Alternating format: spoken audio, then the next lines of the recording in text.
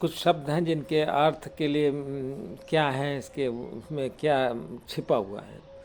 संत, सन्यासी और बाबा, ये तीन शब्द बहुत इस्तेमाल होते हैं, लेकिन इस शब्द के वास्तविक मतलब क्या है, इसका मूल मतलब क्या है। तो संत शब्द से पहले चलते हैं।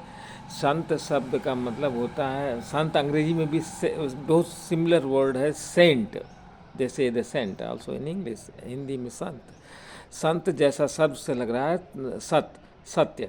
सत्य के जो पुत्र होता है उसको संत कहते हैं। जो सत्य सुनता है, सत्य देखता है, सत्य बोलता है, सत्य पर चलता है, वह संत है। वह न कोमल होता है न वो होता है, वो हमेशा सत्य के अनुसार होता है।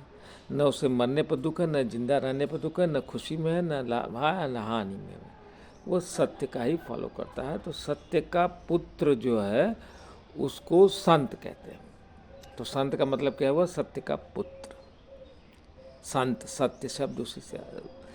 दूसरा शब्द है, अंग्रेजी में सेंट कहते हैं। दूसरा सन्यासी। सन्यासी शब्द में सन्य का मतलब होता है त्याग, त्याग देना।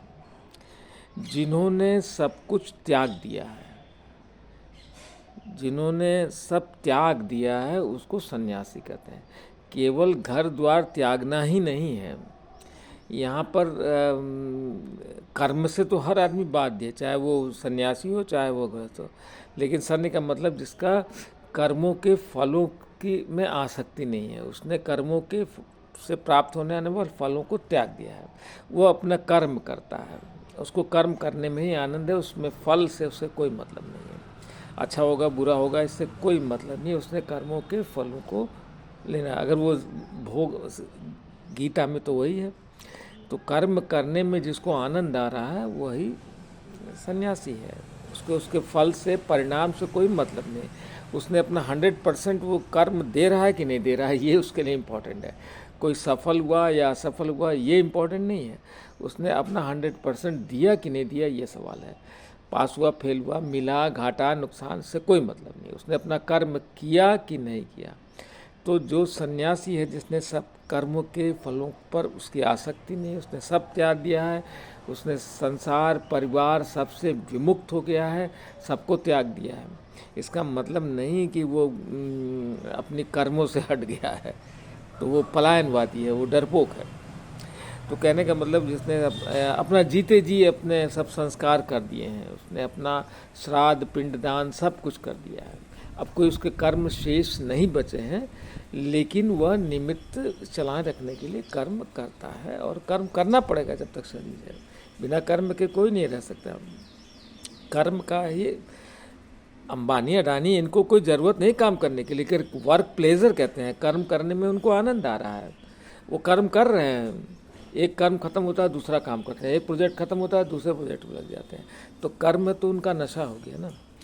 तो कर्मों का मतलब सन्य का मतलब त्याग देना, तो कर्म के फलों को त्याग देना है। जब फल पर आसक्ति रहेगी तो आपको दोनों लेना पड़ेगा। ये है सन्यासी, जिसने अपना जीते जी अपने सब, कोई उसके कर्म शेष नहीं बचे हैं। अपने लड़कों की शादी ब्याह सब कुछ कर दिया है, सब जिम्मेदारियों से विमुक्त हो गया है। अब उसके कोई कर्म नहीं, फिर भी वो कर्म में लगा है, उसको लगना पड़ेगा। सामाजिक कर्म हो, कोई भी कर्म हो, नित्य कर्म हो, सांस लेता है वो भी कर्म ही तो है। कर्म से हर आदमी बधा हुआ है। तो सन्य का मतलब त्याग देना, सन्यासी। इसके बाद आता है बाबा। बाबा शब्द वास्तव में हमारा शब्द नहीं है, बाबा शब्द तुर्की से आया हुआ शब्द है। बाबा का मतलब होता है पिता। अब इसी को हम लोगों ने यहाँ पर अपना लिया है। बाबा मतलब साधुओं के लिए बाबा इस्तेमाल कर। बंगाल में आज भी बाबा बच्चे अपने पापा को कहते हैं, पिता को कहते हैं। तो बाबा तुर्की से आया हुआ शब्द है, इसका मतलब होता है पिता। तो ये इस्तेमाल होता है सन्यासियों में या बाबाओं और साधुओं में इस्तेमाल होता है। तो साधु का मतलब सज्जन होता है। साधु शब्द का मतलब सज्जन, जिसने साध लिया है, जिसने जीवन को साध लिया है, जिसने मोक्ष को साध लिया है, इसको भी कह सकते हैं। तो बाबा शब्द का मतलब पिता होता है। अब इस्तेमाल होने लग गया है तो पिता के तुल्य है भी होता है साधु, अगर है तो वो बाबा का मतलब पिता है। बंगाल में आदमी पिता को बाबा कहते हैं।